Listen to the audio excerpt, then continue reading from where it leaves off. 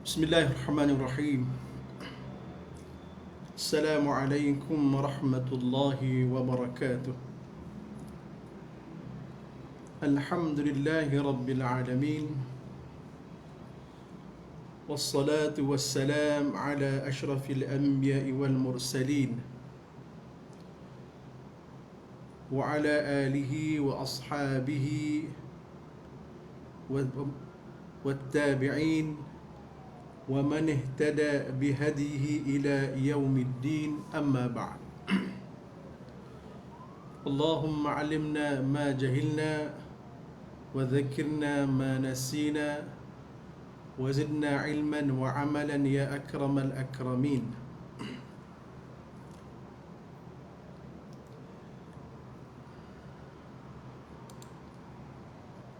قال الإمام الغزالي رحمه الله: الركن الثالث العلم بأفعال الله تعالى ومداره على 10 أصول. الأصل الرابع أن الله تعالى متفضل بالخلق والاختراع ومتطول بتكليف العباد، ولم يكن الخلق والتكليف واجبا عليه.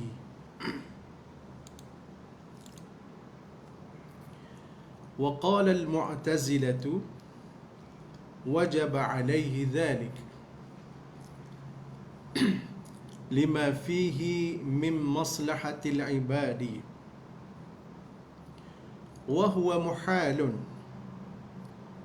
إذ هو الموجب والآمر والناهي. وكيف يتهدف لإيجاب أو يتعرض للزوم وخطاب؟ والمراد بالواجب أحد أمرين. Tuan-tuan, puan-puan, hadirin hadirat sidang jamaah yang dirahmati Allah Ta'ala sekalian, Alhamdulillah, pada malam ini kita menyambung lagi perbincangan kita berkenaan dengan kitab Ihya Ulumuddin, kitab yang dikarang oleh Al-Allamah Al-Imam Al-Ghazali rahimahullah ta'ala. Dan kita masih lagi membicarakan tentang rukun dua kalimah syahadah, di mana Al-Imam Al-Ghazali menampilkan suatu kefahaman, pendekatan yang praktikal dalam memahami, memantapkan akidah ini. Apabila beliau menyatakan di sana ada 4 rukun kalimah syahadah yang perlu kita faham. Ada 4 rukun kalimah syahadah yang perlu kita fahami, yang perlu kita yakini. 3 rukun berkenaan dengan Allah Ta'ala dan 1 rukun berkenaan dengan kenabian ataupun Nabi Muhammad sallallahu alaihi wasallam. Adapun malam ini kita membincangkan rukun yang ketiga berkenaan dengan af'al Allah Subhanahu wa taala. Dan sebagaimana yang pernah kita pelajari dahulu, setiap satu rukun daripada 4 rukun tersebut ada 10 pokok perbincangan ataupun 10 asas yang perlu kita juga fahami.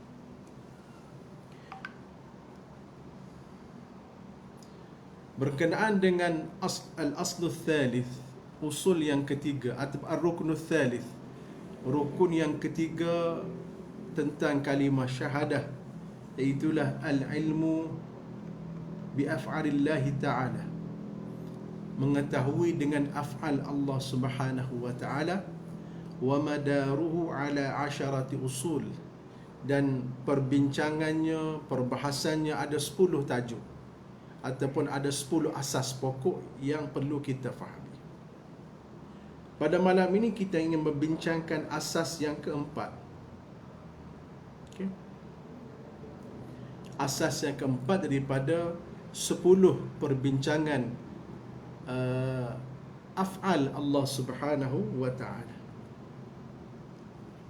Al-aslu ar-rabi', asas yang keempat, anna Allah Ta'ala, bahawasanya Allah Subhanahu wa ta'ala mutafaddilun, berkuasa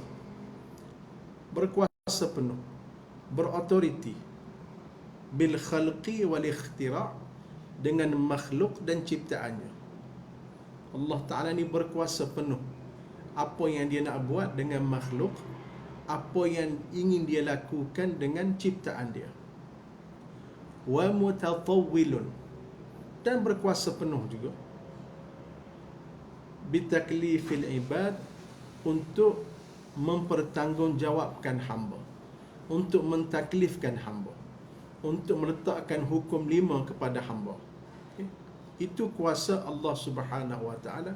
Allah Ta'ala berkuasa penuh, mempunyai hak mutlak untuk mentaklifkan, memberi tanggungjawab kepada hamba.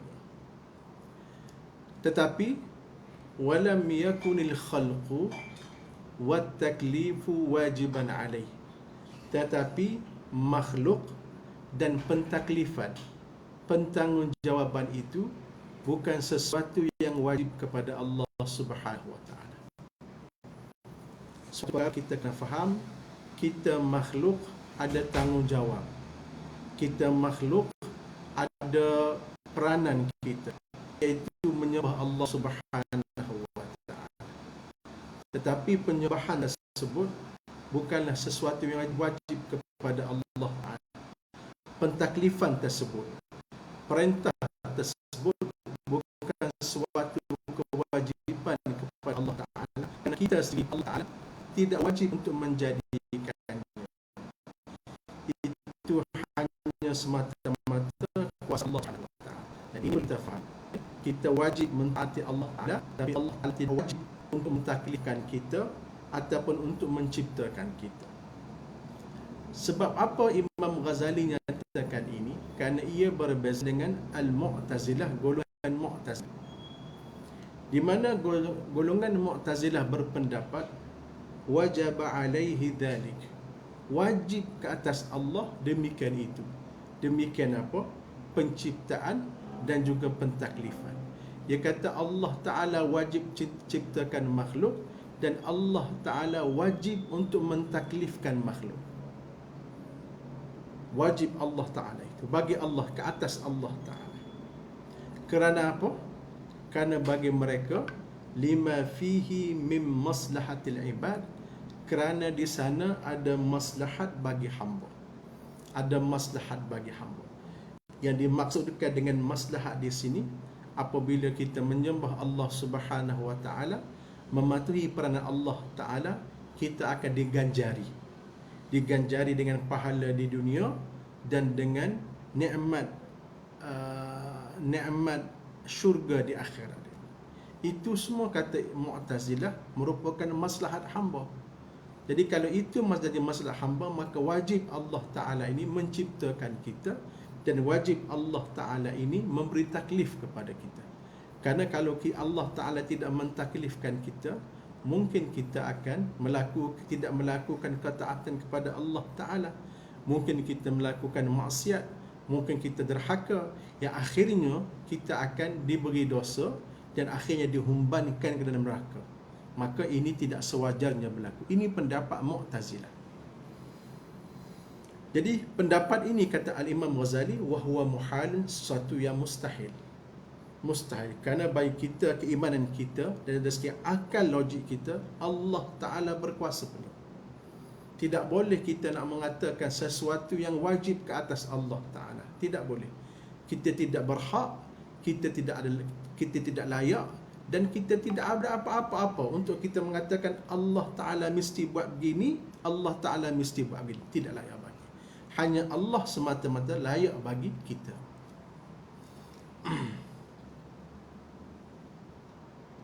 Wahwa muhalun, dan ini suatu perkara yang mustahil. Mustahil nak katakan kewajiban, wajib ke atas Allah Ta'ala. Kerana idh huwal mujib wal amiru wan nahi. Kerana Allah Ta'ala inilah yang mewajibkan kita, Allah Ta'ala yang menyuruh kita, dan Allah Ta'ala yang melarang kita. Dia semua. Maka bagaimana bagi satu Tuhan zat yang berkuasa penuh terhadap makhluk dia, tiba-tiba kita sebagai makhluk nak mengatakan wajib sesuatu ke atas Allah Ta'ala? Ini suatu perkara yang mustahil. Jadi wa kaifa yutahaddaf liijab, maka bagaimana Allah Ta'ala itu layak untuk kita katakan mesti ke atas kamu, wajib ke atas kamu. Au yuta'arradu liluzumin wa khitabin, ataupun didedahkan, ia terbuka untuk dipaksa dan untuk diperintahkan. Maka ini sesuatu yang mustahil bagi Allah Subhanahu wa Ta'ala.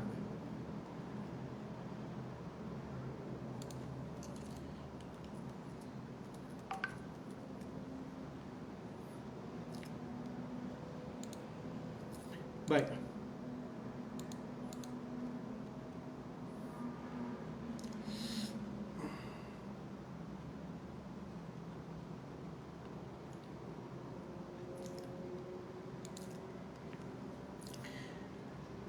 Wal muradu bil wajib. Al-Imam Al-Ghazali mengemukakan lagi kefahaman yang lebih detail dan mendalam. Apakah dimaksud dengan perkara wajib? Perkara wajib, sesuatu yang wajib. Wajib itu maksud apa? Okey. Wal muradu bil wajibi ahadu amraini. Yang dimaksudkan dengan kewajiban, wajib itu ada dua pengertian di sisi ulama akidah. Pertama, imma al-fi'lu alladhi fi tarkihi darar. Definisi pertama, sesuatu perbuatan jikalau ditinggalkan akan memberi mudarat. Itu wajib. Wajib ini kalau kita tak lakukan pasti akan mendatangkan kemudaratan. Maka wajib, itu dia panggil makna wajib. Dan kemudaratan ini sama ada imma ajil, sama ada berbentuk akan datang. Okay. Contoh dia, kama yuqal yajibu 'alal 'abdi ay yuti' Allah hatta la yu'adzibahu fil akhirati bin nar. Sebagaimana wajib ke atas hamba, wajib ke atas kita ni makhluk Allah Ta'ala, an yuti' Allah, kita mentaati Allah Ta'ala. Ya, kita wajib taat Allah Ta'ala. Supaya apa? Hatta, kenapa kita wajib? Hatta la yu'adzibahu fil akhirah, sehingga Allah Ta'ala tidak akan mengazabkan kita di akhirat bin nari, dengan menghumankan kita ataupun memasukkan kita ke dalam neraka. Maka itu wajib. Sebab apa kita wajib taat? Sebab kalau kita meninggalkan ketaatan, kita akan ada mudarat yang akan mendatang. Apa mudaratnya? Kita akan dihumbankan ke dalam neraka. Maka tu dia panggil wajib. Ataupun dengan kata lain dia panggil wajib dari sudut syarak. Dalam kitab, dalam syarah kepada Ihya Ulumuddin Ithafus Sadah mengatakan dia dipanggil wajib dari sudut syarak. Okay. Yang kedua, mudarat. Kalau kita tinggalkan mudarat yang segera, mudarat yang memberi kesan segera. Contoh kata dia, au dararun ajilun kama yuqal yajibu 'alal 'atashani an yashriba hatta la yamut. Antara mudarat segera kalau kita tidak melakukannya ialah sebagai contoh, dia kata wajib ke atas orang dahaga, orang yang haus, orang yang terlampau dahaga, an yashriba, kena minum, hatta la yamut, supaya dia tidak mati. Ini juga wajib. Kenapa wajib? Kerana kalau kita tidak melakukan akan ada mudarat. Iaitu apa dia? Kematian, kecederaan, kelukaan dan sebagainya. Maka dia panggil ini juga perkara wajib. Dan mudarat di sini mudarat segera, maka wajib di sini panggil wajib secara akal ataupun wajib duniawi. Jadi wajib ini kita faham ialah kita mesti lakukan. Apa mesti lakukan maksudnya? Kalau kita meninggalkannya akan mendatangkan kemudaratan. Sama ada kemudaratan yang mendatang, yang akan datang, ataupun kemudaratan yang segera.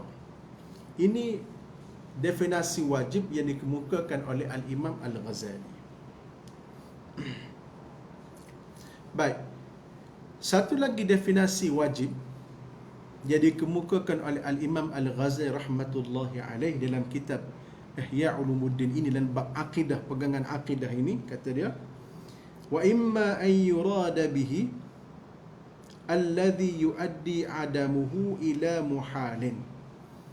Satu lagi wajib ini ialah maksudnya apabila yang dikendaki dengannya itu, kalau tidak ada, dia akan membawa kepada perkara mustahil. Ini kena fikir sikit. Maksudnya wajib ini ialah sesuatu yang kalau tidak adanya akan membawa kepada perkara mustahil. Akan membawa kepada perkara mustahil. Apa contoh dia? Kama yuqal, sebagaimana dikatakan, wujudul ma'lumi wajibun id adamuhu yuaddi ila muhalin wa huwa ay yasira al-ilmu jahlan. Okey, yang ni pengertian yang agak kena fikir sikit. Kata dia, sebagaimana kata dia, contoh wujud sesuatu yang diketahui itu perkara yang wajib. Sesuatu yang kita tahu, bila kita tahu, dia akan ada benda yang kita tahu. Benda yang kita tahu ataupun kandungan pengetahuan itu sesuatu yang wajib. Kerana apa? Idh adamuhu, kerana kalau tidak ada perkara itu, tidak ada kandungan pengetahuan itu, yuaddi ila muhalin, akan membawa kepada perkara sesuatu yang mustahil. Maksudnya macam pengetahuan. Bila kita belajar, bila kita ada pengetahuan, bila kita ada ilmu, lepas tu kita akan tahu. Lepas tu kita akan dapat sesuatu dipelajari. Itu kaitan di antara ilmu dengan kandungan ilmu, pengetahuan. Jadi kata dia, bila kita berilmu, contoh kita kata 2 campur 2 itu jawapan dia 4. Maka 2 campur 2 membawa kepada 4. Jawapan 4 tu kita kena tahu. Sebab kalau 2 campur 2 tiba-tiba tidak membawa kepada sesuatu yang tahu, maka perkara itu mustahil. Perkara itu merupakan mustahil. Kerana kalaulah ilmu itu, sesuatu yang diketahui itu tidak diketahui, wa huwa ayyasira al-ilmu jahlan, menyebabkan ilmu ini menjadi jahil. Makin belajar makin tak tahu, makin belajar makin jahil. Ini sesuatu yang mustahil. Sepatutnya bila kita belajar, kita akan tahu benda yang kita pelajari. Bila kita berilmu, akan ada sesuatu yang kita berilmu dengannya. Tidak mungkin bila kita belajar, tiba-tiba tidak tahu apa-apa. Ataupun bila kita berilmu, kita tidak tahu apa yang kita ilmukan itu. Ini sesuatu perkara yang mustahil. Ini menurut definisi wajib yang dikemukakan oleh Al-Imam Al-Ghazali. Mana definisi wajib ini menurut apa yang dikemukakan, diutarakan Al-Imam Al-Ghazali bermaksud dua. Pertama, sesuatu yang kalau ditinggalkan akan membawa mudarat.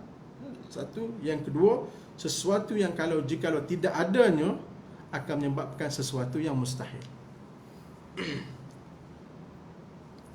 Justru kata dia, فَإِنْ أَرَادَ الْخَصْمُ بِأَنَّ الْخَلْقَ وَاجِبٌ عَلَى اللَّهِ بِالْمَعْنَى الْأَوَّلِ فَقَدْ عَرَّضَهُ لِلضَّرَرِ. Jikalaulah seteru kita, musuh kita, dia nak mengatakan bahawasanya makhluk ini wajib ke atas Allah Ta'ala bil ma'na al-awwal, dengan makna yang pertama, dengan makna kalau Allah Ta'ala tidak mencipta makhluk ini, tidak mentaklifkan makhluk ini merupakan perkara yang mudarat, maka faqad arradahu liddarari, maka dia telah menyebabkan Allah Ta'ala terdedah kepada mudarat.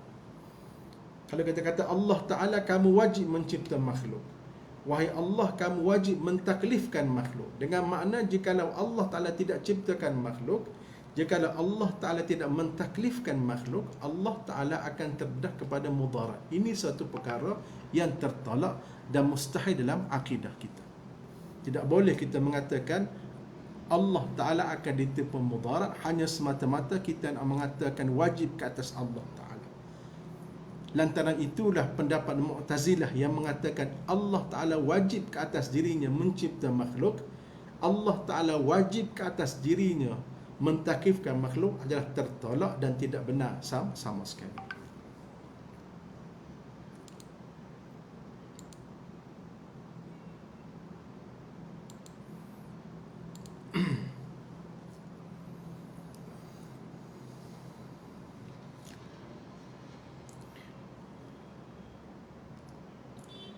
Wa in arada bihi bil wajib itu al ma'na tsani fahuwa musallam ataupun muslim.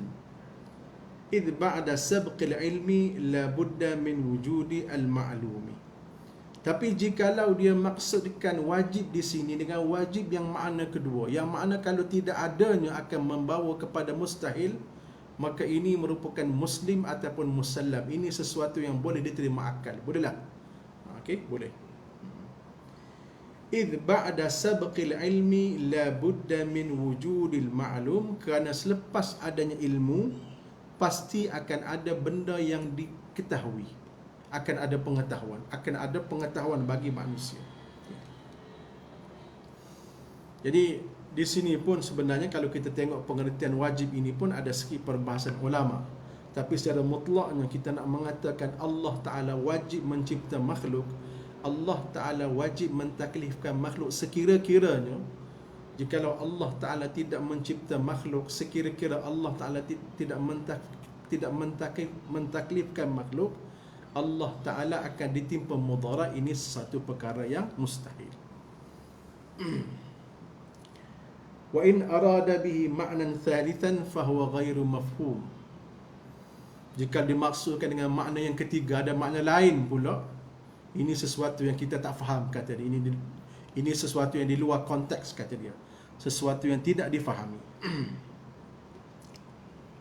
Jadi ini cara bagaimana Al-Imam Al-Ghazali mematahkan hujah bagi Mu'tazilah dengan penuh keadilan, dengan penuh fakta akademik. Wa qawluhu yajibu li maslahati ibadi. Dan kata Imam Ghazali, pendapat Al-Mu'tazilah mengatakan kenapa wajib? Kerana untuk maslahat hamba. Ini kalamun fasid, suatu kata-kata yang tak betul, satu kata-kata yang fasid, pendapat yang tak menyeleweng. Fa innahu idza lam yatadarrar bitarki maslahatil ibad lam yakul lil wujubi fi haqqihi ma'nan. Kerana kata dia, kalaulah Allah Ta'ala tidak ada mudarat, tidak kena mudarat, hanya meninggalkan maslahat bagi hamba, maka tidak ada bagi nak mewajibkan Allah Ta'ala suatu kepentingan ataupun satu pengertian. Jikalau Allah Ta'ala dia tak cipta makhluk pun tak ada masalah apa-apa, itu hak mutlak kuasa penuh Allah Ta'ala. Allah Ta'ala tidak terdedah dengan sebarang mudarat, maka apa guna untuk kita mengatakan wajib kepada Allah Ta'ala kalau dia tak buat pun tak ada apa-apa.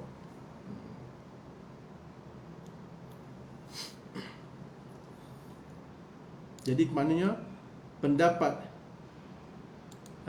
Al-Mu'tazilah mengatakan wajib bagi Allah kerana ada maslahat bagi hamba merupakan satu kalimah, satu kata-kata pandangan yang kalau kita kaji tidak memberi sebarang pengertian dan bukanlah suatu kefahaman yang tepat maupun yang betul.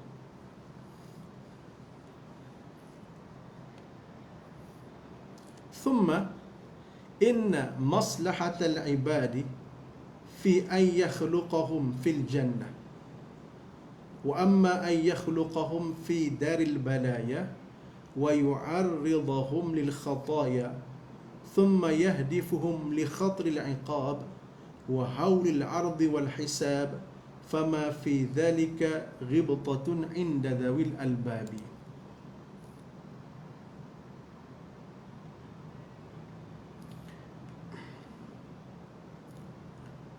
Kemudian kata dia, kalaulah kita nak katakan maslahat hamba, baiklah kita terimalah maslahat bagi hamba untuk kita mengatakan wajib bagi Allah Ta'ala. Maka kata Imam Al-Ghazali, sepatutnya bila kita sebut maslahat kebaikan bagi hamba, kebaikan bagi hamba ialah apabila Allah Ta'ala meletakkan kita di syurga. Itu maslahatnya. Barulah kita boleh katakan Allah Ta'ala wajib mencipta kita. Kerana Allah Ta'ala telah meletakkan kita dalam syurga.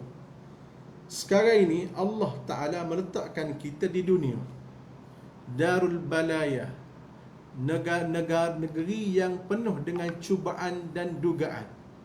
Okay? Dan dia buat pula dosa. Kalau kita meninggalkan solat, kalau kita melakukan maksiat, kalau kita meninggalkan perkara wajib, kita akan dihukum dengan berdosa.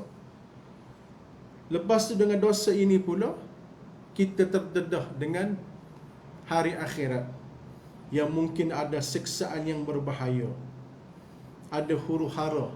Lepas tu amalan kita pula kena hisap, kata dia.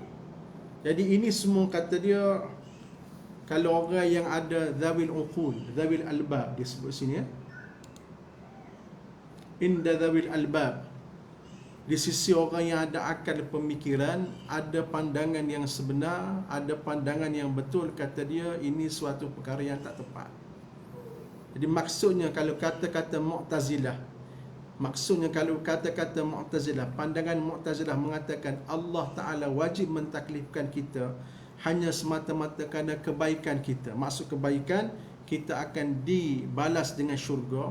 Maka katanya Al-Ghazali, kalau nak katakan betul-betul maksud maslahat, ialah Allah Ta'ala sepatutnya meletakkan kita di syurga terus, bukan meletakkan kita di dunia yang hanya sementara.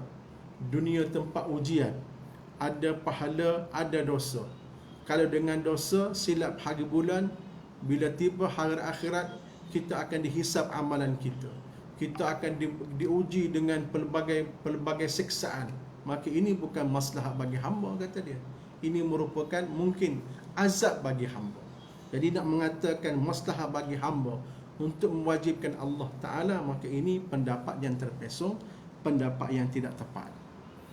Sebab tu keyakinan kita sepenuhnya, kalau kita nak bahas dari sudut akal pemikiran, dari sudut mantik, kita nak bahas dari sudut logik akal, kita akan tetap mengatakan dan kita meyakini Allah Ta'ala berkuasa penuh terhadap kita.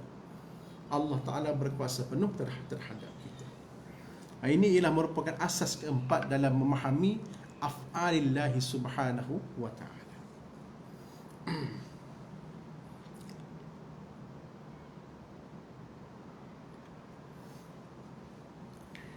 Seterusnya, asas yang kelima ataupun pokok perbincangan yang kelima.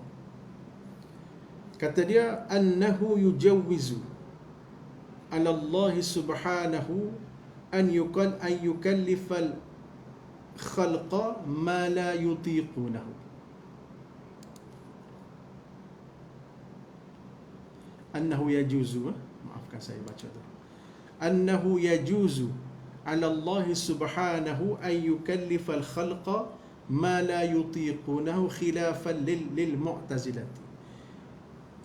Asas yang kelima ialah harus bagi Allah Ta'ala untuk mentaklifkan kita.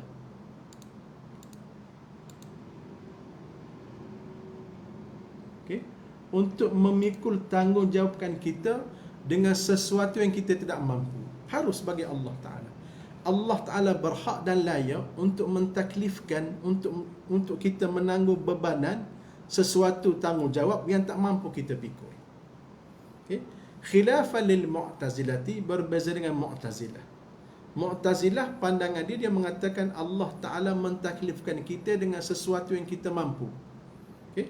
Sesuatu di luar kemampuan kita itu tidak boleh bagi Allah Ta'ala. Tapi bagi kita ahli sunnah, kita meyakini bahawa Allah Ta'ala berkuasa penuh untuk mentaklifkan kita sesuatu kita tidak mampu. Okay? Apa bukti dia? Walau lam yajuz dhalika lastahala su'alu daf'ihi wa qad sa'alu dhalika faqalu rabbana ma wala tuhammilna ma la taqata lana bih, ayat 286 surah Baqarah. Dia kata kalaulah tidak harus bagi Allah Ta'ala mentaklifkan sesuatu kita tidak mampu, maka mustahil akan ada doa. Berdoa kepada Allah Ta'ala, minta Allah Ta'ala jauhkan kita daripada sesuatu tak mampu. Dalam Quran ada merekodkan bagaimana umat Islam berdoa dengan Allah Ta'ala supaya Allah Ta'ala jangan taklifkan umat ini dengan sesuatu di luar kemampuan. Maknanya Allah Ta'ala harus mentaklifkan hamba ini dengan sesuatu yang di luar kemampuan. Itulah ayat dalam surah Baqarah 286. Rabbana wala tuhammilna ma la taqata lana bih. Tuhan kami, janganlah engkau bebankan kami sesuatu yang kami tidak mampu memikulnya. Jangan bebankan. Mana Allah Ta'ala layak untuk bebankan, cuma kita minta, jangan bebankan. Okay? Jadi ayat ini memberitahu kepada kita bahawasanya, memberi kefahaman akidah kepada kita, Allah Ta'ala harus untuk mentaklifkan kita, membebankan kita dengan sesuatu yang di luar kemampuan kita. Itu dalil yang pertama. Dalil yang kedua, kata Al-Imam Al-Ghazali, dalil Nabi SAW. ولأن الله تعالى أخبر نبيه صلى الله عليه وسلم بأن أبا جهل لا يصدق، ثم أمره بأن يأمره بأن يصدقه في جميع أقواله، وكان من جملة أقواله أنه لا يصدقه، فكيف يصدقه في أنه لا يصدقه، وهل هذا إلا محال وجوده. Al-Imam Al-Ghazali membawa suatu perumpamaan, contoh yang berlaku kepada Nabi Muhammad SAW tentang bahawasanya Allah Ta'ala ini berkuasa, harus untuk mentaklifkan termasuk Nabi Muhammad sesuatu yang di luar kemampuan dia. Apa contoh dia? Wa di anna Allah Ta'ala, kerana sesungguhnya Allah Ta'ala akhbara, telah memberitahu Nabiyahu sallallahu alaihi wasallam, Nabi Muhammad sallallahu alaihi wasallam, bi anna Aba Jahlin, bahawasanya Abu Jahal la yusaddiqu, tidak akan beriman dengan Nabi Muhammad. Allah Ta'ala dah beritahu awal-awal lagi Nabi Muhammad, Abu Jahal tidak akan beriman dengan Nabi Muhammad.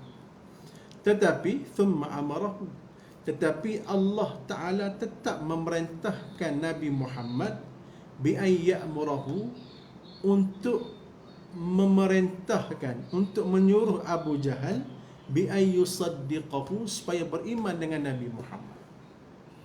Walaupun Abu Jahal, Nabi Muhammad tahu tidak akan beriman, tapi Allah Ta'ala tetap menyuruh Nabi Muhammad agar menyuruh Abu Jahal supaya beriman dengan Nabi Muhammad. Fi jami' aqwali, pada semua perbuatan Nabi, pada semua kata-kata hadis Nabi sallallahu alaihi wasallam.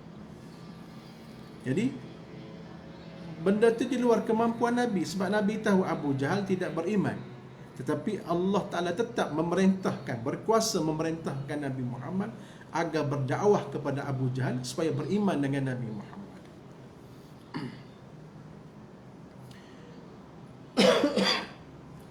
Wa kana min jumlati aqwalihi annahu la yusaddiqu, dan adalah bahawa dalam kebanyakan, keseluruhan kata-kata Abu Jahal, memang dia tidak akan beriman dengan Nabi Muhammad hingga akhir hayatnya. Abu Jahal tidak akan beriman, Nabi Muhammad tidak beriman. Walaupun Nabi Muhammad SAW tidak jemu berulang kali berdakwah, memerintahkan Abu Jahal supaya taat kepada Allah, taat kepada Rasul, tapi Abu Jahal tetap tidak beriman. Jadi kata di sini kita nampak, kata dia, kata Al-Imam Ghazali, maknanya Allah Ta'ala berkuasa untuk memerintahkan kita sesuatu yang kita tak mampu ataupun di luar kemampuan kita. فَكَيْفَ يُصَدِّقُهُ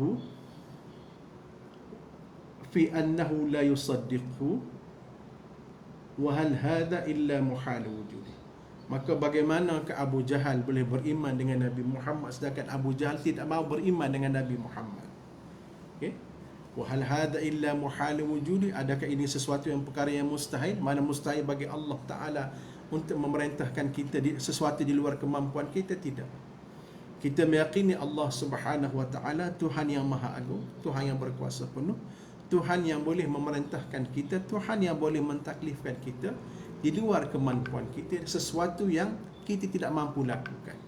Tapi Allah Taala tetap memerintahkan kita. Ini keyakinan kita, akidah yang perlu kita fahami, dan kefahaman ini Al-Imam Al-Ghazali meletakkannya di bawah tajuk beriman dengan af'al Allah Subhanahu wa taala. Itulah asas yang kelima. Jadi tuan-tuan, puan-puan, hadirin hadirat sekalian, mana kita fahami di sini bahawasanya Allah Subhanahu wa taala berkuasa penuh, dan tadi kita faham dalam asas yang keempat bahawasanya Allah Taala berkuasa mencipta dan mentaklifkan makhluk, tapi perkara itu bukan wajib kepada Allah Subhanahu wa taala. Tidak layak dan tidak berhak untuk kita katakan wajib bagi Allah Taala mentaklifkan kita kerana ada kebaikan kepada kita. Ini suatu pendapat yang menyeleweng yang dibahaskan oleh Al-Imam Al-Ghazali rahmatullahi alaih sebentar tadi. Dan asas yang kelima, Allah Taala berkuasa penuh.